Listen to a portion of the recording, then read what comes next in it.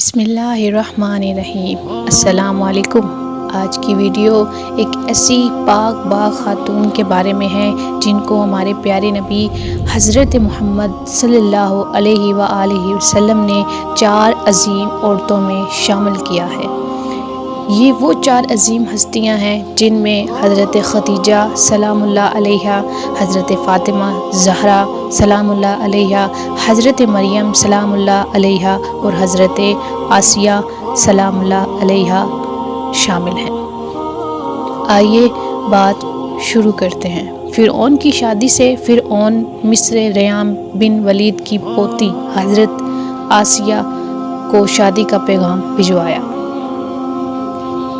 یاد رہے ریحان بن ولید وہی بادشاہ تھا جو حضرت یوسف علیہ السلام کے دور میں تھا، اور وہ حضرت یوسف علیہ السلام پر ایمان بھی لایا تھا، اور اس نے حضرت یوسف علیہ السلام کو عزیز مصر بھی بنایا تھا۔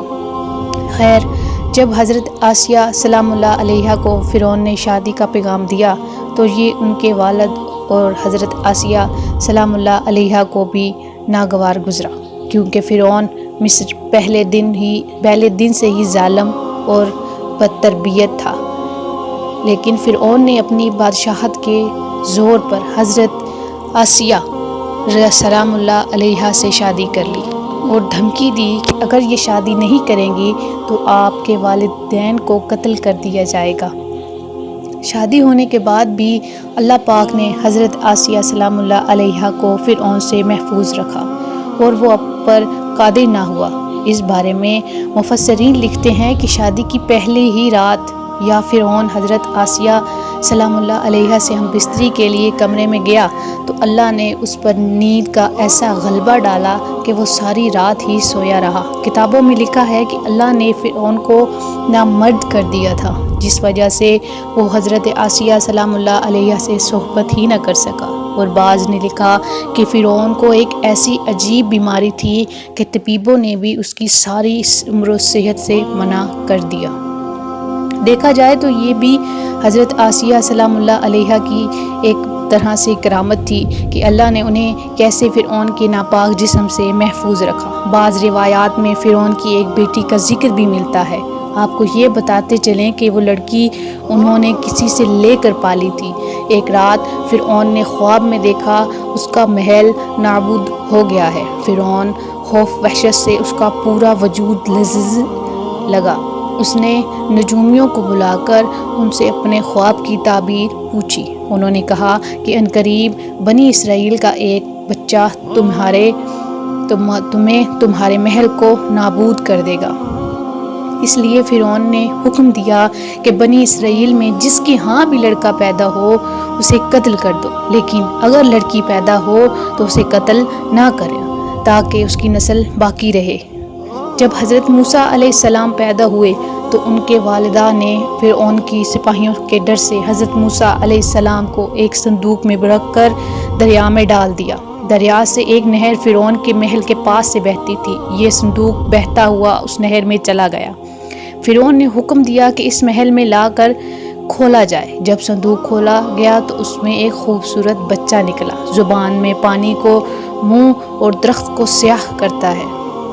یہ صندوق پانی اور درختوں کے درمیان پایا گیا تھا۔ اس وجہ سے حضرت بی بی آسیہ رحم اللہ علیہا نے ان کا نام موسیٰ رکھا۔ حضرت آسیہ سلام اللہ علیہا نے جب حضرت موسیٰ علیہ السلام کے چہرے پر نور دیکھا تو انہوں نے حضرت موسیٰ علیہ السلام کو اپنا بیٹا بنا لیا اور فرعون سے کہنے لگے، ترجمہ: یہ بچہ میری اور تمہاری آنکھوں کی ٹھنڈک ہے، اسے قتل نہ کرو۔ لیکن نامرد فرعون کہنے لگا، اسے تم رکھ لو، مجھے اس کی کوئی حاجت نہیں۔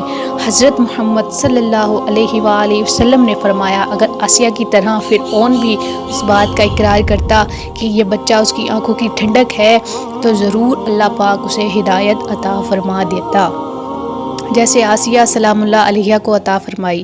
حضرت آسیہ سلام اللہ علیہا کو اللہ پاک نے قرآن میں عورتوں کے لیے ممنون بھی قرار دیا۔ حضرت آسیہ سلام اللہ علیہا شادی کے پہلے دن سے ہی فرعون کے ظالمانہ اور کافرانہ اقدامات کے خلاف پہاڑ بن کر کھڑی رہی۔ حضرت موسیٰ علیہ السلام نے جب اعلان نبوت کیا اور جب محل میں جادوگروں سے مقابلہ کیا تو یہ بات دیکھ کر حضرت آسیہ سلام اللہ علیہا حضرت موسیٰ علیہ السلام پر ایمان لے آئی۔ ایمان لانے کے بعد کافی دنوں تک انہوں نے اس بات کو فرعون سے چھپائے رکھا، لیکن جب فرعون نے خدائی کا دعویٰ کیا اور لوگوں سے خود کو سجدہ کروانے لگا تو پھر حضرت آسیہ سلام اللہ علیہا کھل کر میدان میں آ گئی اور فرعون کو اس عمل کی سخت مخالفت کی۔ جیسے ہی فرعون کو پتہ چلا کہ میری بیوی بھی موسیٰ علیہ السلام کے خدا پر ایمان لا چکی ہے تو اس نے حضرت آسیہ سلام اللہ علیہا پر ظلم ڈھانا شروع کر دیا۔ روز دن اور رات ان کو مختلف اذیتیں دینے لگا۔